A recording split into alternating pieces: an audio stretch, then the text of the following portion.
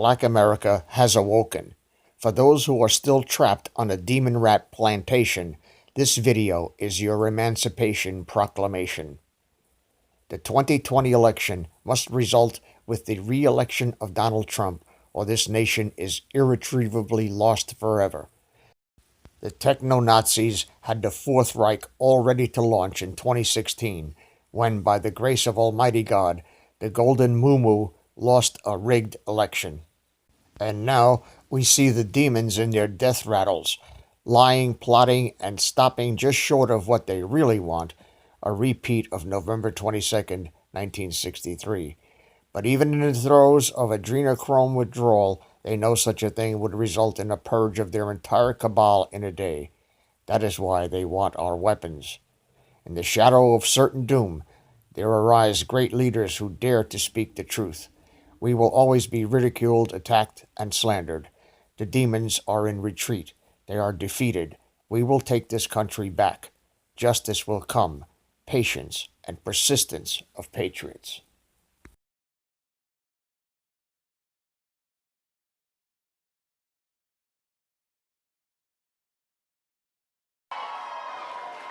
Media says we're not supposed to be here. We're supposed to be scared to be in this room, right? But we're here anyways. We are all here, and we should be so proud of ourselves for standing up to the media bullies and showing up today. You know, I have to tell you guys, I started this morning like I start every morning, and I want to really take a serious moment to talk about something that pulled at my heartstrings this morning and almost brought me to tears as I was reading the news. I was reading a story about a young boy named Tyshawn Lee, a name that people won't be familiar with. This is not a name that spread all across the nation instantly. Tyshawn Lee was a 9-year-old boy living in Chicago. He left his grandmother's house because he wanted to go play basketball in the park, and he was playing basketball by himself in the park. Tyshawn Lee was approached by an adult man who came up to him playfully and grabbed the ball and began playing with him. And then eventually this older adult man lured him away from the park with the promise that he would take him to the store and buy him whatever he wanted. So he followed this adult man into an alleyway, and he was instantly, Tyshawn Lee at 9 years old, shot point blank a few times and murdered. He was murdered, it was gang related. They were after his father, so this was a gang hit to go after this young boy. Disaster, an absolute sad disaster that brought tears to my eyes because he was only in the 4th grade. You know, unbeknownst to most of this world, this story happened, and the reason that we don't know about it, the reason that there was no wall-to-wall coverage and national sensation about this story, by the people who claim to care about the senseless ending of Black lives, is simply because it didn't fit the media narrative. That's it. He was killed by another Black man, so it didn't fit the media narrative to be outraged about this story. Black on Black crime is something that our media tells us that we're not allowed to talk about. Over 93% of Black homicide victims are killed by other Black people. We are not supposed to be outraged, and we're not told to remember the names of those victims. Because if we begin to focus on that area, something that is causing real harm and devastation to our communities, we might uncover the truth. And the truth is that this is all by Democrat design. Our inner cities are all by Democrat design. Like Chicago, like Baltimore, and like Detroit, they have been run by Democrats for decades. We have been made to believe that the conditions in our cities are normal. We're supposed to turn a blind eye to the corruption, to the crime, to the gangs, and instead focus on what our media deems of more importance. We are instead told that we should be focusing on white people. We're supposed to be reactive and angry and fearful about white supremacy, when in fact, it is liberal supremacy that is harming our communities. I say this all the time. You show me a neighborhood where there are liberal policies that reign supreme, and I will show you a neighborhood where Black Americans are struggling in this country. For decades, we have been disrespected by the Democrats. We have empowered their party, lined the pocket of their politicians, and we have gotten positively nothing in return for our blind allegiance and faithfulness. I've recently begun to immerse myself, as I told you all yesterday, in old videos and interviews of Dr. Martin Luther King Jr. And I came across an interview of him from 1964 where he was underscoring the problems that were in Black America at that time, and here's what he mentioned. I will quote, "School dropouts, crime rates, illegitimacy, rioting, and other social evils," end quote. I find that list to be really interesting because he spoke that list 55 years ago. And yet today, across all of those categories, we not only have the exact same problems, but the problems have worsened. How is that possible? How is that possible in a society that has experienced so much social progress that we are seeing a decline in the Black community? The statistics of illegitimacy, crime rates, and illiteracy have worsened since the time of segregation and Jim Crow. In that same interview, Dr. King said something that I thought was timeless. He said, "It is both socially and morally suicidal to continue a pattern of deploring effects while failing to come to grip with its causes." This is reminiscent of Albert Einstein's famed quote, "Insanity is doing the same thing over and over again and expecting different results." While neither of them could have been possibly speaking to the predicament that we are in today, their words are timeless because for the last 6 decades, Black America has found itself in a rhythm of insanity, voting for the same party over and over again and expecting different results. It is, in my opinion, both socially and morally suicidal that we continue this pattern. Democrats have looked at us in the face and they have sold us worthlessness. They have told us that we cannot, that we need more government assistance, more handouts. We handed them power, and in return, they further diminished our sense of pride, the most important thing that we had, our sense of pride. We allowed their government to victimize us through the expansion of welfare policies. We allowed them, most importantly, to remove the fathers from our homes, removing the backbone of our families. They knew, the Democrats knew that without stable households, our children would pursue that paternity elsewhere. They knew that our children would run to the streets. They knew that our youth would grow up and begin to mirror themselves after rappers and basketball players rather than men of high intellect and values and more attainable goals.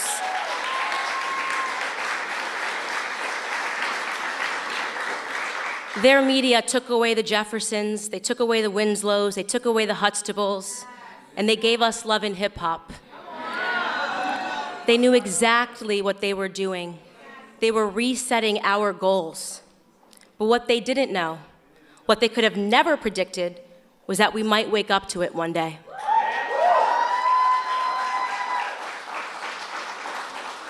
In 2015, when a man with crazy hair and a beautiful wife came down the escalator at Trump Tower, we were at the beginning of a shift, and I'll tell you honestly, I wasn't sure about him. I wasn't sure when he first came down the escalator. I said, isn't that the guy that says, you're fired? Is he really running for president? But then an incredible moment happened. In August of 2016 in Michigan, everything changed for me when that same man did something that I believe will forever be recorded in Black history as a turning point for our community. That Republican candidate got on stage, he boldly looked Black America straight in the face and he asked us, what do you have to lose? The courage of that moment, the courage for a man to challenge us to look around at our communities and to just acknowledge it, to be real, to be honest with ourselves, to acknowledge the filth of our communities and our inner cities, to acknowledge the state of our broken culture, our broken school system. He forced us to stop accepting excuses. Every single person that is standing in this room stands here because at some point we had the courage to set our pride aside and to realize that for the first time in decades, we had somebody who was telling us the truth. And he just kept on telling it all around the country, dropping bars. Honestly, Trump might be my favorite rapper right now. My favorite moment of his campaign was he said, only Rosie O'Donnell, only Rosie O'Donnell. Only our 45th president, Donald J. Trump, and I'm gonna tell you what I love about him. I get that question all the time, Candice, what do you love about Donald Trump? What I love about Donald Trump most is his audacity.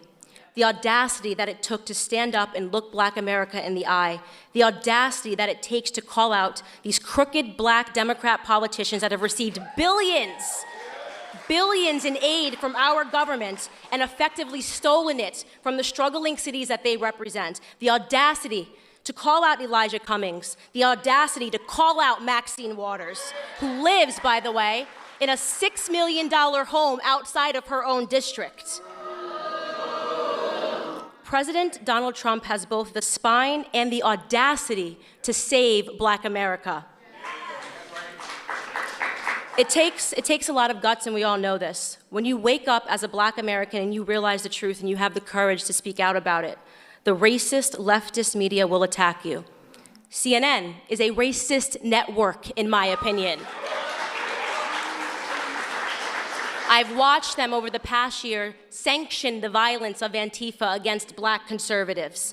They have referred to all of us last year in this same exact room. CNN referred to all of us as paid puppets. They said we were paid to be in this room because they cannot fathom that we would ever have the courage to stand up and to tell them no more. No more victim narrative, CNN. No more victim narrative, MSNBC. No more telling us that we cannot do something because of the color of our skin. No more fear politics. No more attempts to scare us into voting for you. No more lies, no more half-truths. They attack the one president that has done the absolute most for Black America than any president in American history because they are scared. And I'll tell you what they're scared of. They are scared of no longer being able to control us. They are scared that we are actually waking up to everything that they have done to us.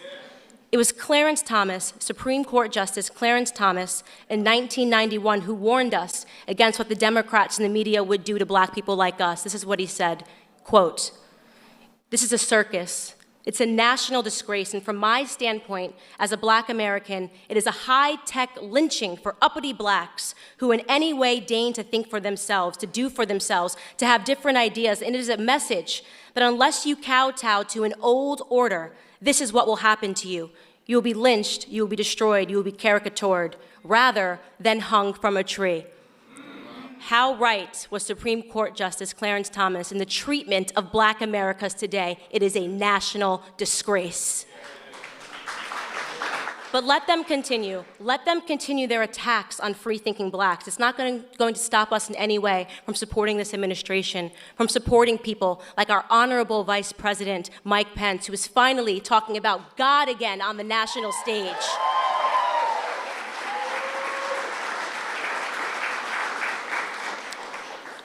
President Trump views us as Americans, and the answer, of course, to that question is that we had absolutely nothing to lose from taking a chance on him, and now we're winning.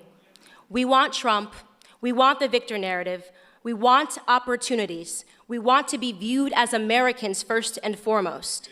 And you know, I rarely give him credit, but maybe former President Barack Obama said it best in his Harvard Law School paper when he wrote, "The American dream is to be like Donald Trump."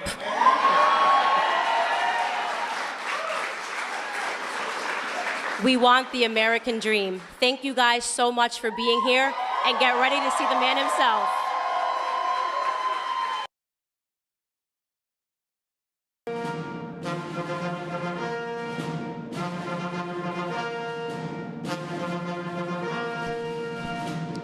Ladies and gentlemen, the President of the United States, accompanied by the Vice President of the United States.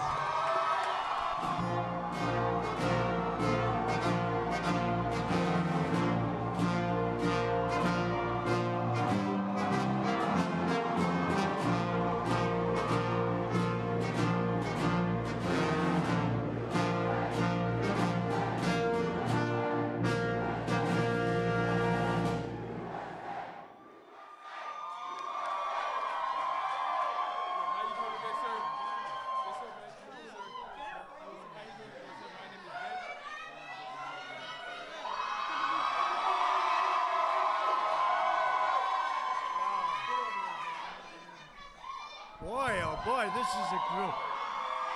So,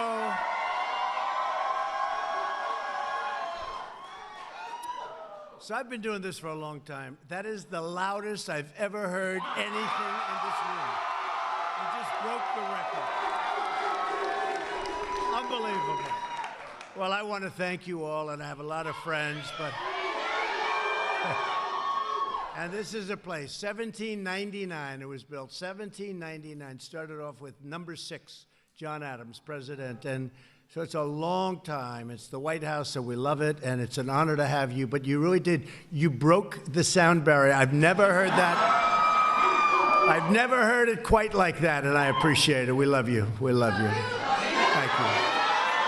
Thank you. And I'm honored to welcome everybody and these incredibly talented and unbelievable, patriotic young American leaders. You're going to be the leaders somebody I would be almost willing to bet, maybe even willing to bet, somebody in that audience right here, right in front of me, is going to be standing here someday. Yeah! I think so. You've got a good shot. You're going to have a good shot. You've done incredible work to get to this position, and I have tremendous respect for it. We're glad to be joined by our terrific Vice President, Mike Pence.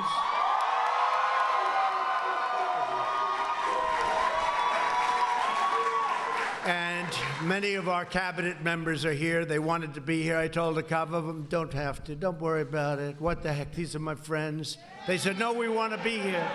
So we have a lot of our cabinet members here. And to every young person, you represent America's future. You are the best and the brightest, the bravest and boldest. And someday you are going to be setting records like nobody before. I'm telling you, I know it. I know where it's at. I know where energy is, and you have the energy like very few people have the energy. So I just want to tell you, get out there. Prove me right, please, okay? Prove me right. I have no doubt you will. Each of you has come to Washington for the Black Leadership Summit because you have what it takes to achieve real change on your campuses and in your communities, and that's what you've been doing, and that's actually why you're here. You speak out for the values and principles that have made America the most exceptional nation anywhere on earth. And I will say this today is greater than it ever was before. Our military, our economy. We have the greatest economy in the world. We have the greatest economy we've ever had. Tremendous numbers just came out today. You heard that. But you stand up for the oppressive forces, and you do. You stand right up to those forces in our country that demand conformity and control. You refuse to be censored. You refuse to be silenced, and you will never back down. And don't ever back down.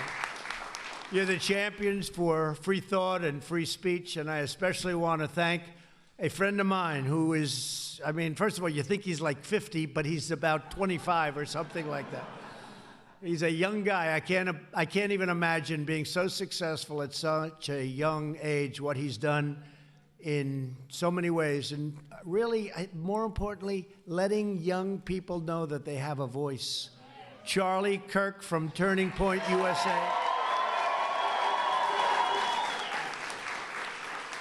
Charlie, you've done a fantastic job. Fastest growing organization of thought in the country. He is something. Thank you very much, Joe. I appreciate you being here. And we're also joined by a friend of mine, just got married.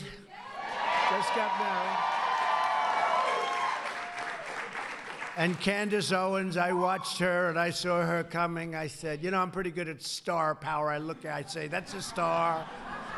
Every once in a while I'll see somebody, you know, it happens about once every 5 years. That's all it is, but I'll be watching. I saw Candice probably 3-4 years ago. How long would it be, Charlie? 4? Maybe 4. I saw this woman on television. I said, man, I don't want to mess with her. She's tough. She's tough. Now, I'm not allowed to say it. You know that. I'm not allowed to say it anymore, but she's also beautiful, so I'll say that. Okay? It's true. Under the Me Too generation, we're not allowed to say it. So all of you young, brilliant guys, never, ever call a woman beautiful, please. You're not allowed to do it. And I've kept doing it, and I've never been told by that woman never to do it. Just say, thank you, sir. Candice, would you come up here and say a few words? You mind? Come.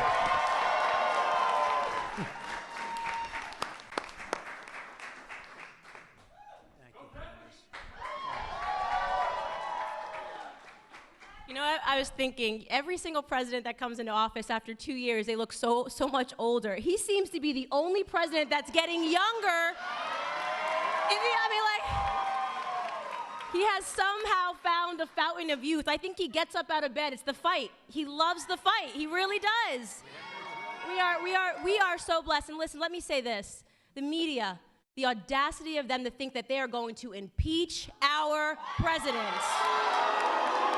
No.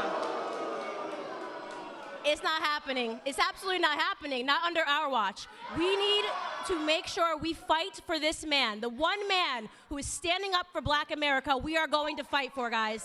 We have to keep it going. That's so nice. Outstanding person.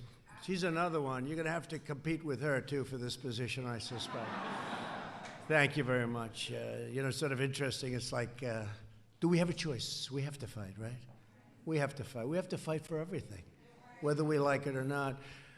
Another man who's been so incredible, Jerron Smith. Where's Jerron? Is he around here? Jerron Smith. Man, have you done a job. You've done such a great job, Jerron. At least come up and shake my hand, will you, please? Come here, Jerron. You know, he works with us, and he's actually not, I always say he's so elegant and so quiet and so nice. They say, you don't know the real Jerron, so I want to see that. But what he does in the job he's done in outreach and so many other aspects of our lives is incredible. I want to thank you, Jerron. Thank you very much. Thank you. I appreciate it. Thank you. And Jerron knows what I'm about to do because a man who I met on Twitter, or as we would say, social media, he is some piece of work, this guy. He was hitting Deborah Messing like she never got hit before. This crazy Deborah Messing started messing with us. And all of a sudden I see this man on Twitter, and I see him all over, and he was hitting her, and I never saw anything like it. I felt so sorry for her. And then I look and I say, who is this guy? His name's Terrence Williams. I look. And I look and I said, well, you know, the way you look, and the first thing I look is how many followers does he have? And he had like 700,000 followers. I said, whoa. You know, oftentimes I'll be impressed by somebody, I'll look and they have 3 followers. I say, we have to wait for him or her.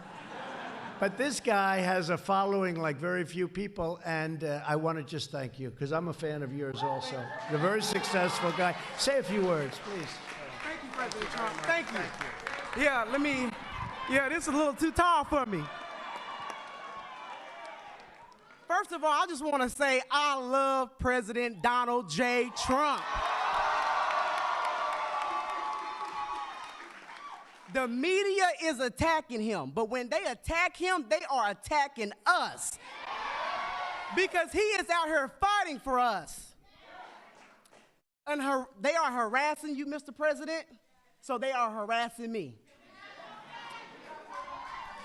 And I want to say one more thing here. A while back, President Trump said, when he was talking to the Black community, if you vote for me, what do you have to lose? Because the do-nothing Democrats have done nothing for the Black community. 2020 is around the corner, and we have a lot to lose now because President Donald J. Trump has done so much for the Black community. Thank you, President Trump. Thank you. Thank you. Appreciate you. Yes. Thank you. He is something, and he's a talented guy. And when he started talking, I watched it once, I watched it twice, and then I called the First Lady over. I said, what do you think of this guy? Thank you very much, Terrence. We appreciate it a lot.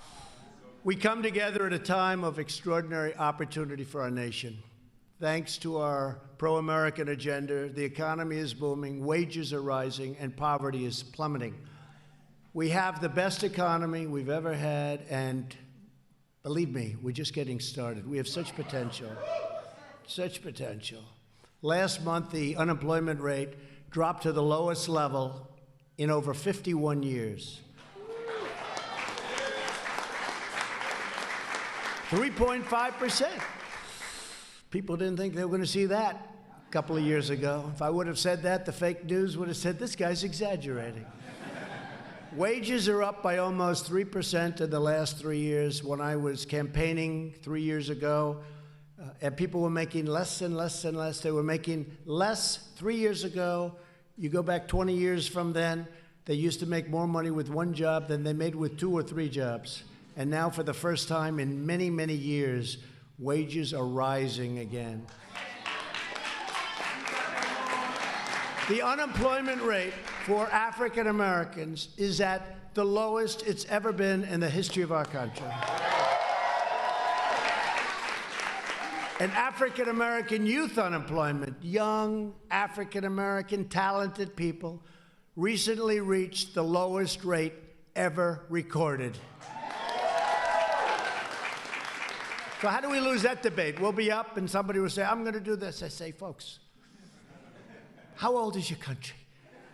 African American, the best numbers you've ever had. And I could go into plenty of other numbers for the first time ever as an example. The most new hires of prime working age are minorities and women. The African American poverty rate has reached its lowest level in the history of our country. So that's good. And they're working hard, they're finding jobs, and they're getting good jobs. And if you don't like that job, you can get another one because you have a lot of choice. It's like the military. We got them choice in the VA. They could go find another doctor. They could go out. You know, by the way, just because a lot of people are vets, the vets were treated horribly. You don't hear that anymore. You don't hear it. Now, they'll go out and find some vet somewhere in this country that isn't happy. And that person will become a star overnight, right? But you don't hear it anymore. But we did a thing called choice. And that's where people were waiting, our great veterans were waiting for 2 days, 5 days, 5 weeks, months to get a doctor. Now they have to wait at all. They go outside, they get a good doctor of their choice, and the doctor gives us a bill, we pay the bill. And you know, the least important thing is it actually costs us less. That's the least important. The most important thing is we take care of our vets.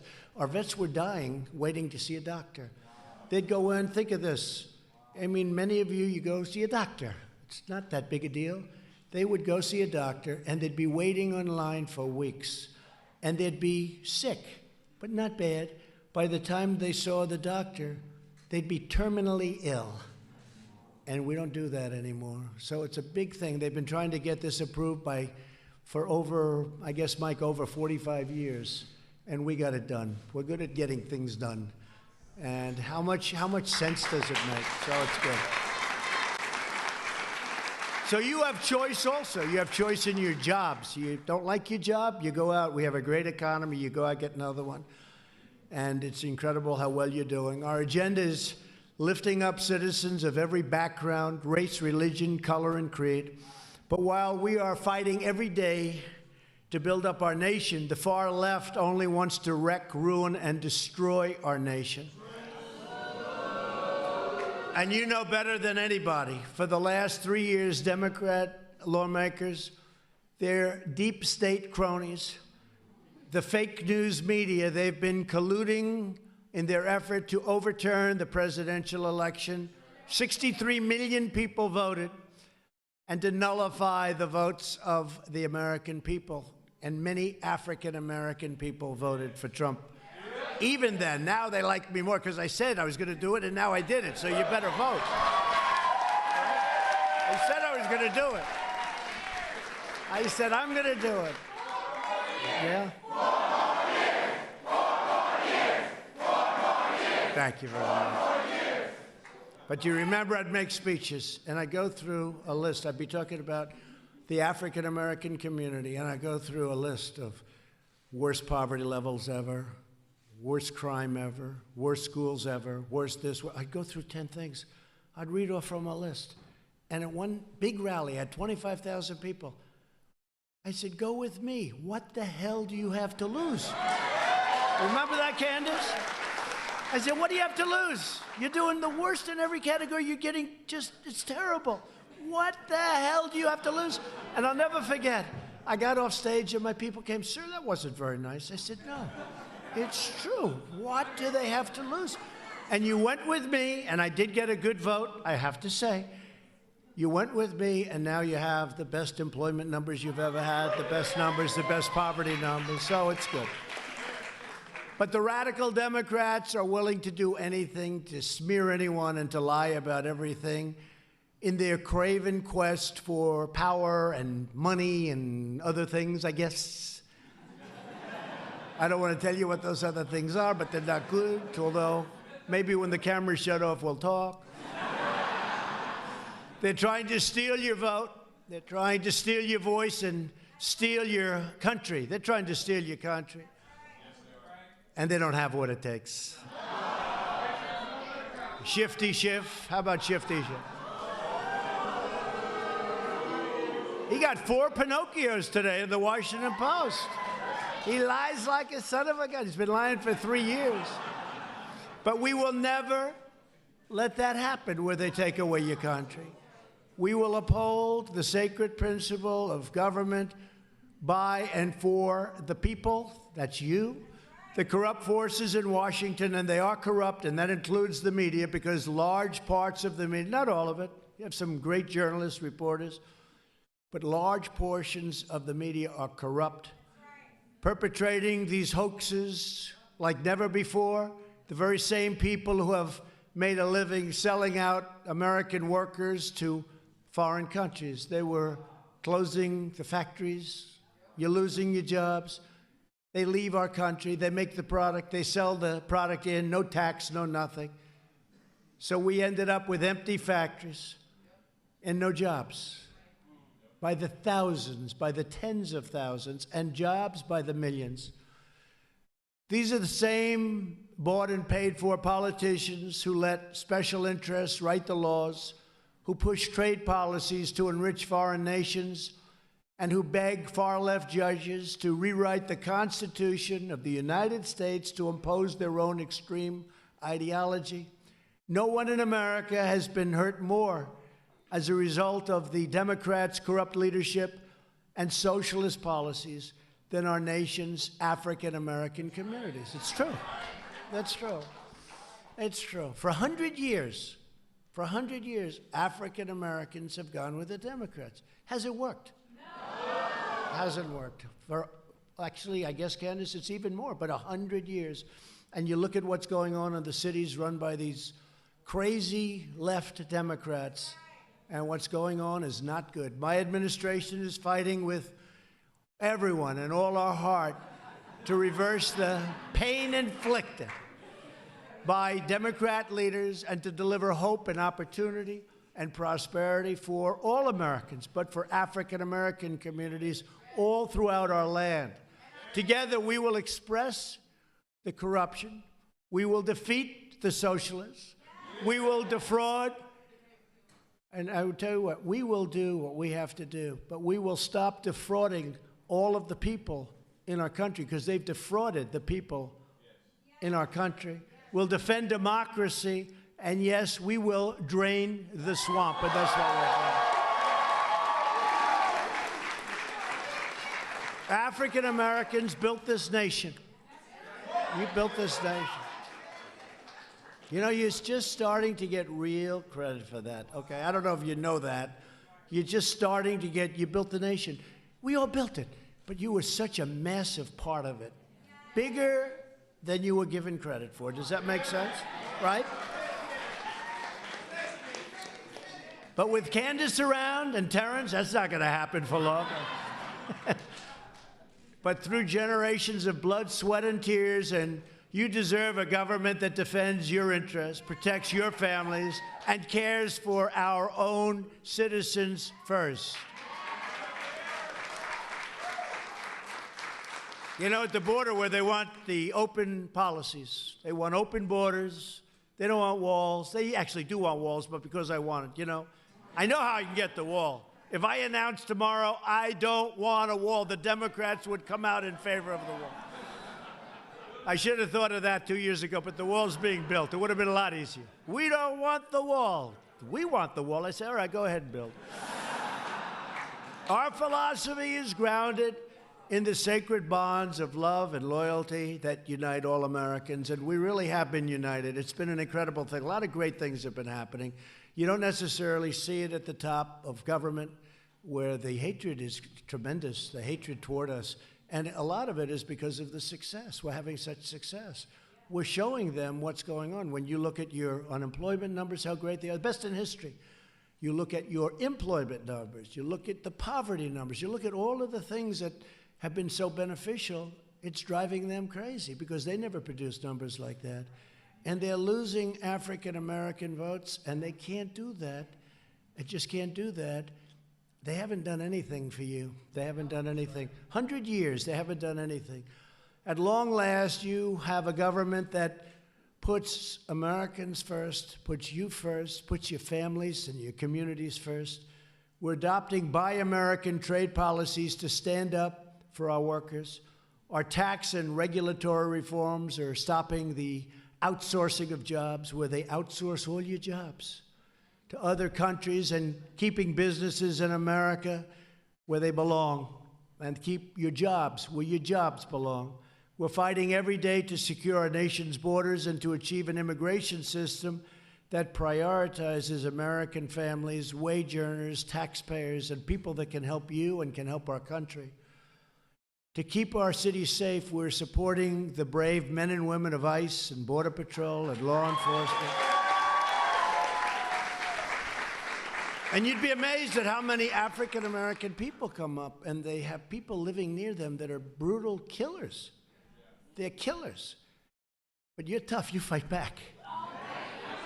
But sometimes you don't win those fights, because these guys are tough too. They shouldn't be in our country.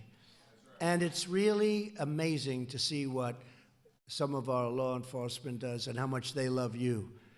And that's the fact. That's the fact, and we're lucky to have them. To revitalize distressed neighborhoods, we created something that I'm very proud of. Tim Scott, South Carolina. You know Tim?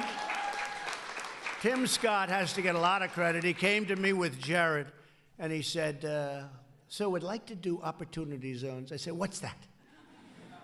But once he told me, I said, maybe that would work. And I think, Jared, it's one of the great, unknowns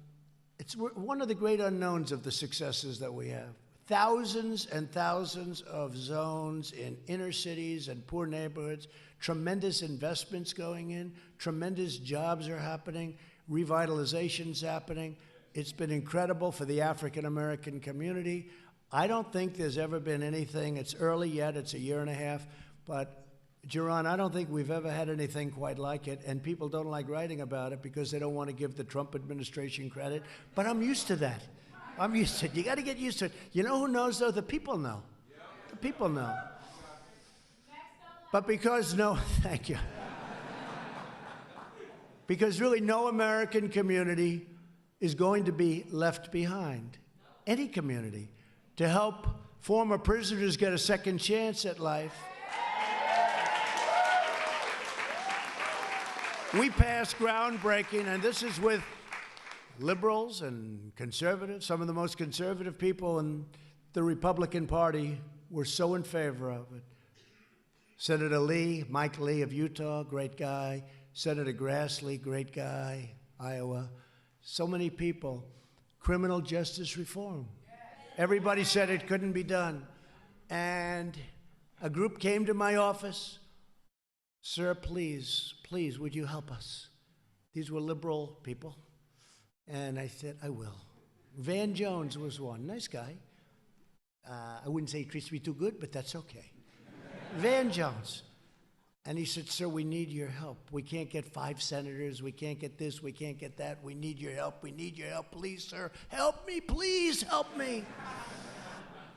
I said, I can get you those 5 senators. And I called 5 or 6 or 7 to get the 5. Sometimes you have to call a little more than the 5 if you want to get the 5, right? You'll learn. A couple said, could I take a pass on this, sir? But I got 5 people, right, Jared?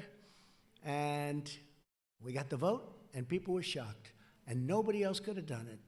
And they've been trying to change this for the African-American community, for the Hispanic community, for other communities, but really the African-American, Hispanic communities by far benefited the most. And they've been trying to do this for decades. It started with the Clintons. It was not good, right? Remember when she ran and she... No, remember when she ran and she had that young African-American woman who was tough. Maybe it was Candice. Could that have been you, Candice? But no, I don't think so. But I remember how she was so angry at Hillary Clinton. But they passed that. And it was horrible for the black community, for a lot of communities, but in particular black and Hispanic and some others. And I said, Senator, it's a great thing. We got to do it. People are in jail for 40, 50, 60 years for a crime that isn't even a crime today. Right? Isn't that right? Our friend, Jared, we have a number of them, but we helped a couple of our friends, a lot of our friends now. We pardoned certain people. Who would you say, Jaron? Who would you say in particular? Go ahead. Give me a couple of names, because we had, you know who I'm talking about, Alice, right? We had a woman, Alice Johnson. We had a woman, Alice Johnson, who was this lovely woman, and she was in for about 22 years already. I mean, she served 22 years. And I think she had another 25 or 26 to go for making a phone call. And look, she admits she did wrong.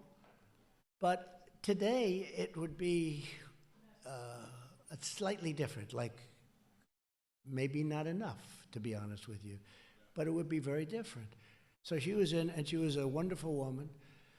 And Kanye West came, and Kim came, and they said, President, could you do this? I said, do what? Do what? What are you talking?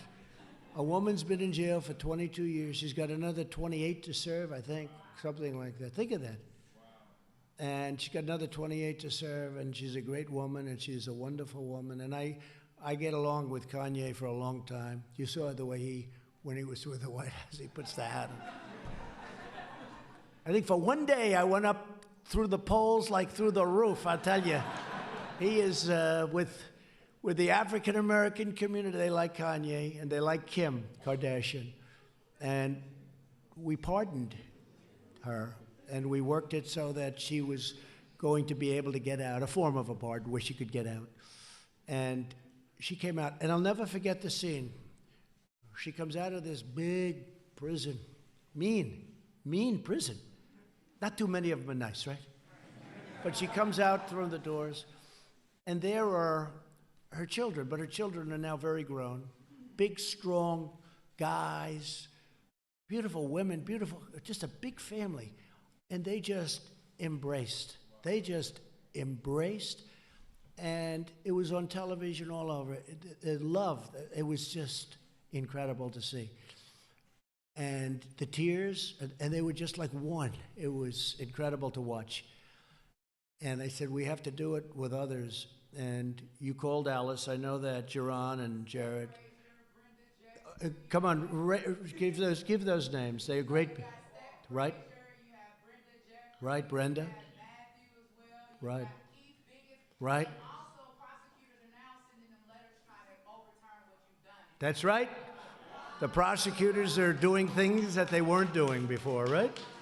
That's right. Thank you very much. That's great. Boy, you have a good memory. That's very good. Because you work with it, right? It's from the heart. When it's from the heart, you always remember. That's great. And we have many others. And we'll go to Alice.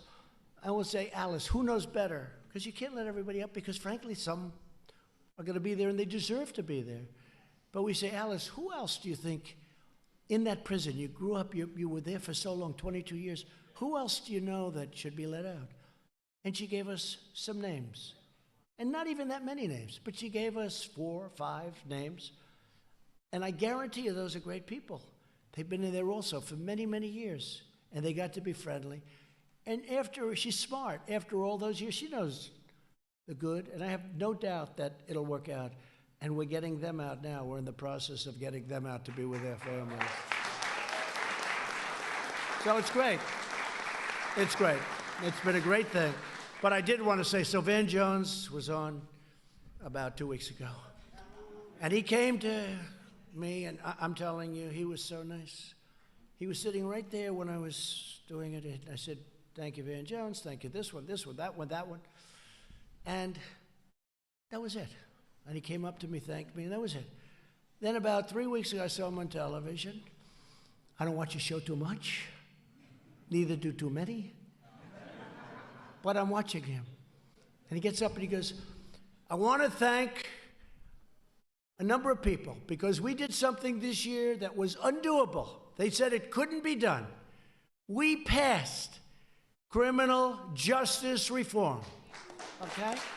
Van Jones said it. And I want to thank Reverend Al Sharpton. Well, he wasn't nowhere. He was nowhere to be found. Just so we know, I've known him for a long time. He used to love me. We used to go to fights together with Don King. Don King's a friend of mine. Don King endorsed me. And Don King and Al Sharpton get along. We used to go to fights together. And he liked me until I ran and succeeded in politics. Then it wasn't to his benefit. But look, Al's a con man. We all know that, okay? Just a con man. He's a con man. And he scared NBC into giving him a show, you know. They don't want to have any trouble. But he's just a sort of a third-rate con guy. But here's Van Jones. Here's Van Jones. Van Jones, I want to thank Al Sharpton. I want to thank all of these. He's named people I never heard of. The only one he didn't mention was me. And then it got worse. You ready? Candice, listen to this. Terrence, are you listening? So he named these people, a lot of people, standing at the end of a show. I want to thank, because this was the greatest year we've ever had. We got criminal justice reform. I want to thank this one and that one and that one and that. I never heard of it. And I kept waiting for my name. I said, darling, come over here. I'm going to have a great little name mention. Yes, darling, the First Lady. How good is the First Lady? So she came over. And I kept waiting. And I kept waiting. And then he named a lot of people. That was the end. I said, I was a little embarrassed in front of my wife. I said, he didn't name me. I'm the one that did it. I called up Jared, right, Jared? I said, what the hell is this? But before that, he did have one other thing to say. This was 3 weeks ago. He said, and I have one thing to say that we have to do. We must defeat this president. We have to defeat President Trump. And we have to work 24 hours a day to defeat President Donald Trump. And I called Jared and I said, that's terrible. Right? Is that a true story? And then he spoke to Jared and he apologized, didn't he? He apologized. But I don't accept those apologies, you know? All right. Should we get back on the script? Okay? No, they say no. This is more interesting. They don't want to go back on. This is much more interesting. We love you folks, okay? We love you. Van Jones. Van Jones. He's another beauty. Thank you very much, Van, for the wonderful acknowledgement. I appreciate it. To give every American child the best chance to reach the American dream, we're fighting for school choice. Very important. Sadly, Democrat lawmakers care more about catering to lobbyists and powerful teachers' unions than they do about improving our schools for our children. And Democrats care more about illegal immigrants than about their own African-American constituents. That's right. They want to give health care to people that just walked into the country, and for you, they don't care. The whole thing is crazy. These people have gone absolutely nuts.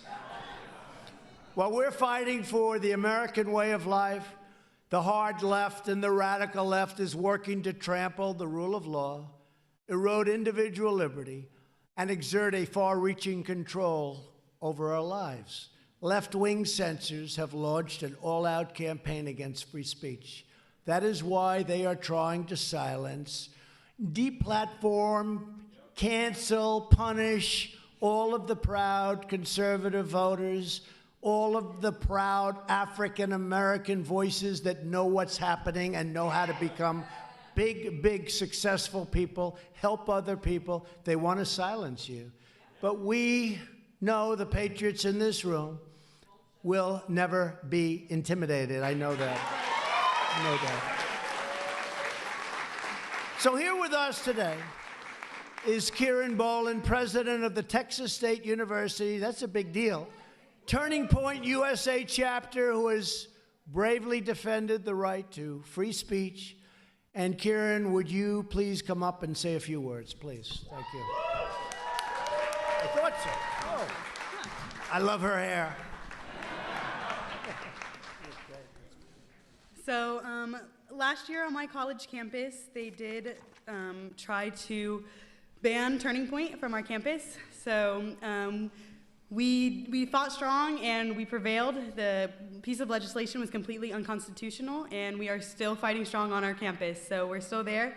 I just want to thank Donald Trump for everything you have done for us. We are so incredibly honored to be here, and you've done so much for this country, and thank you so much. I'd also like to thank Turning Point for giving me the platform and the confidence to fight for our right for freedom of speech.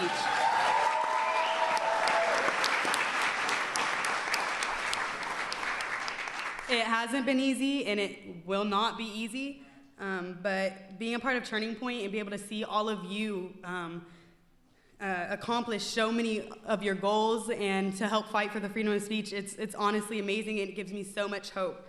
Our generation is playing a vital role in keeping our First Amendment rights, and we're going to continue to keep up that fight. So all of you on your campuses or in high school, I know a lot of y'all in high school, continue to fight for your right for freedom of speech, because you know where you stand, and everyone else can know where you stand too. So just keep up that fight. Thank you. Thank you, Kieran. Thank you very much, Kieran. I got to get the other cheek. Now I feel better. You've done a fantastic job. I appreciate it, too. In order to protect the rights of our students, I signed an executive order making clear that public colleges and universities shutting down free speech will risk losing all of the billions and billions of dollars that we give them. So we'll shut down their federal taxpayer dollars that go to them. And then they shut down speech. And they just choose whoever it is. They'll let somebody speak. They'll tell other people you can't speak. And then we're supposed to give them individually hundreds of millions of dollars. It doesn't work that way anymore. I've also tasked my administration to explore every possible solution to stop social media giants from restricting your rights to speak your mind. And Candice, you had a problem with it, I know, and other people have had a problem. Some people in this room have had a problem. Terrence, have you had a problem with it? Huh? Terrence has had a problem. It's incredible. It's incredible. Yeah, no, a lot of people have. But not the other side of the world. The other side doesn't have that problem. Very rarely do they have it. We must preserve the fundamental American rights that generations of Americans have sacrificed everything to secure. With us this afternoon is Ben Okereke. That's a great name. I love that name. When Ben was 14 years old, he legally immigrated to the United States after suffering many hardships in Cameroon, which I hear is a beautiful, beautiful place. Cameroon. Oh, wow. One person from Cameroon. To give back to our country, he joined the United States Army and honorably served for 4 years as a very talented field artillery specialist. A lot of talent, they say. Ben, we salute your noble service, and please say a few words. Ben? Ben, please. Thank you, Mr. President. Thank you, Mr. Vice President, and thank you, Charlie Kirk. First of all, Mr. President, we would like to thank you for everything that you've done for the African American community so far. We thank you for criminal justice reform. We thank you for the lowest black unemployment rate in this country, sir. Thank you. And finally, most importantly, sir, thank you for saving America, and thank you.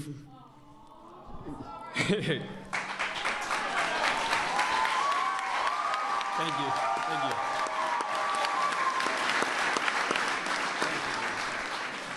Finally, sir, thank you for taking on the fake news media, sir.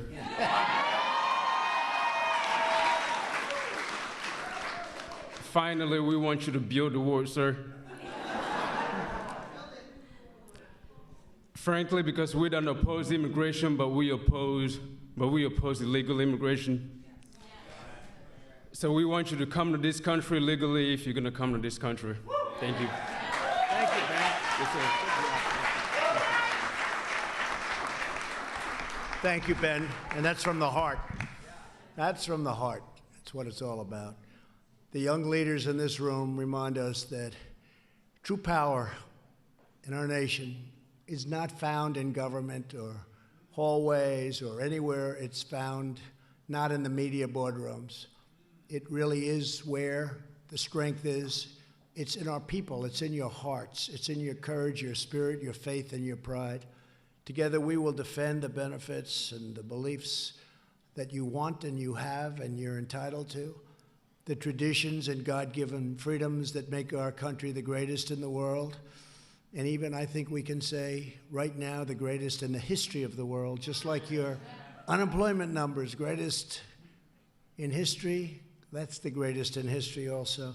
You are my friends. I'm never going to forget you. You've been incredible. You've been incredible. Whether it's Jaron, the job you do, or Charlie, I appreciate it, or Terrence, or Candice, you're all special people, very, very special people. And you're doing something very important. I don't even know if you know, maybe you don't know. And you know, sometimes you're so into something and you just don't really feel how important it all is. What you are doing is so important for your community and for this country. We will renew the values that unite our people as one America. As one team, we will build up our nation. We will lift up our forgotten communities, and we will defeat any threat. We will beat any challenge. We will overcome every obstacle, and we will achieve a glorious future of American greatness beyond our wildest dreams. And that's what you're doing. To everyone here today, keep up the great work. And I just want to say, from the bottom of my heart, God bless you, God bless your families, and God bless America. Thank you.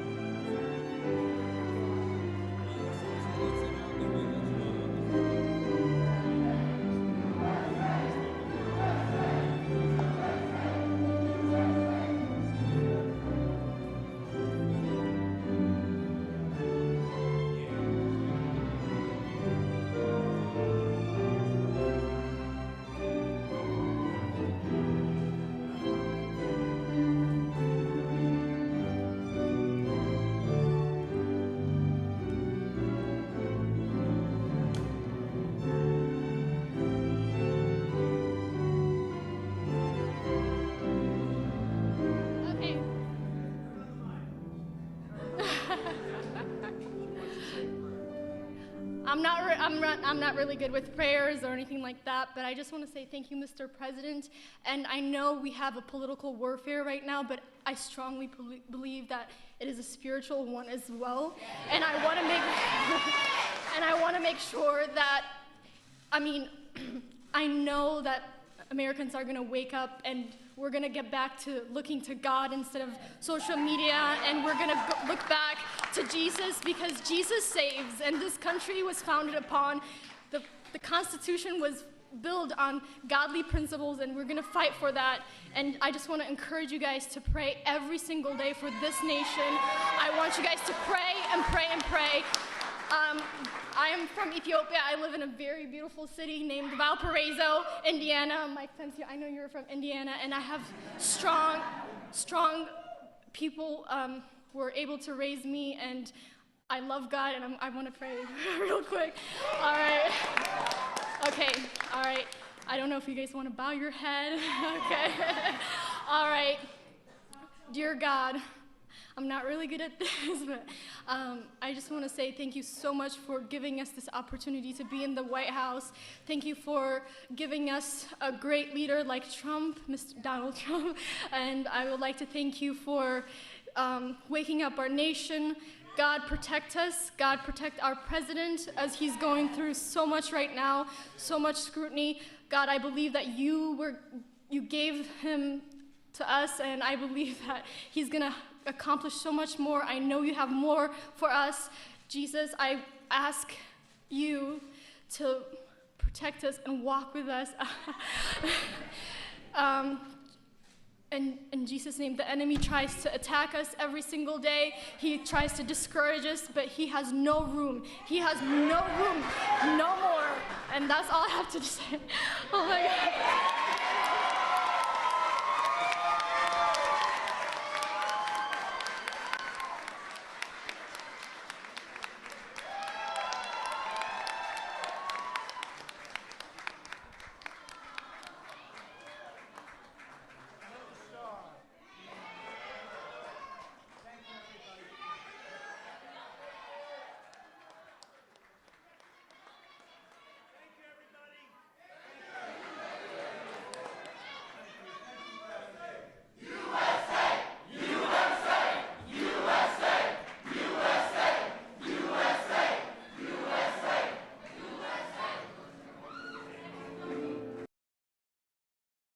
Please subscribe to our backup channels, Whirlwind Revolt, Inglorious Patriots, and Net for Truth USA 2 Patriot channel.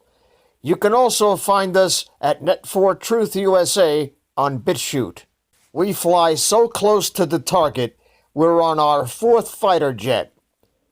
We will be relentless truth seekers until the enemies of freedom are defeated. You can support this channel by using the links in the description, but for a $100 donation, I will personally send you a autographed hardcover special edition copy of Land of Childhood's Fears. Also, visit my bookstore at lulu.com/net4truth USA. If you are viewing this video on BitChute, you can use the links in the description to support us, or simply click the green $ dot on our video to support this channel. Thank you. Links are in the description section.